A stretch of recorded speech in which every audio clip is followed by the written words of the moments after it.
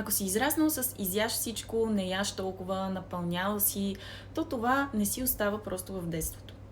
Възможно е също начина, по който родителите ти са говорили за храна и телата си, още да говори в главата ти и до ден днешен.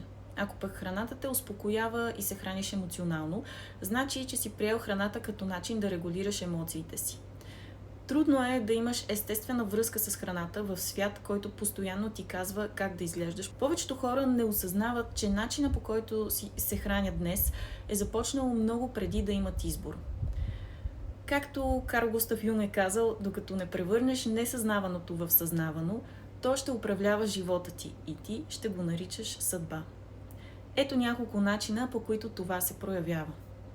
Първо, обуславяне в детството.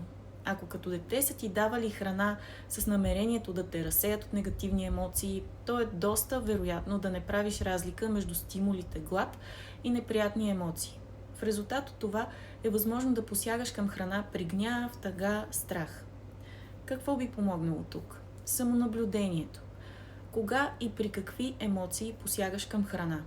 Често се установява определен модел на хранене, с който от тук насетне може да се работи според индивидуалните характеристики.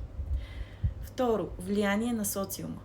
Серия от изследвания от 80-те години коментира как жените в домакинствата носят отговорността за изхранването на другите членове в семейството, но и същевременно внимават и ограничават какво ядат самите те, защото от една жена се очаква да е слаба и привлекателна.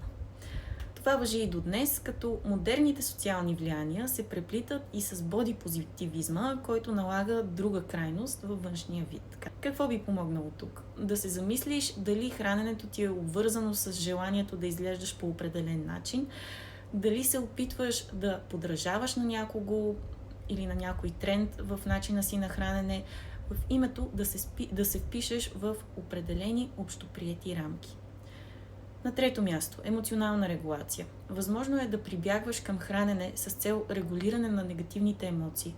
Хора, които в детството не са се чувствали сигурни и подкрепени от основния грижещ се, често имат проблеми в изграждането на ефективни стратегии за емоционална регулация.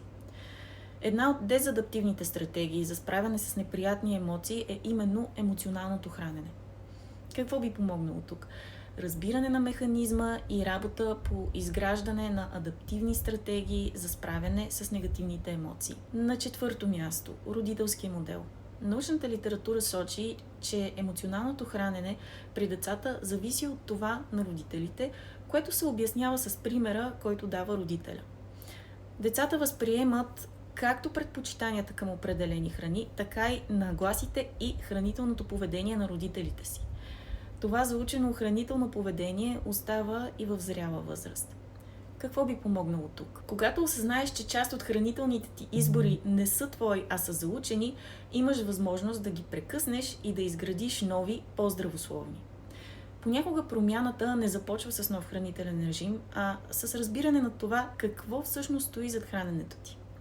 Ако искаш да работим заедно върху това в дълбочина, можеш да ми пишеш за консултация.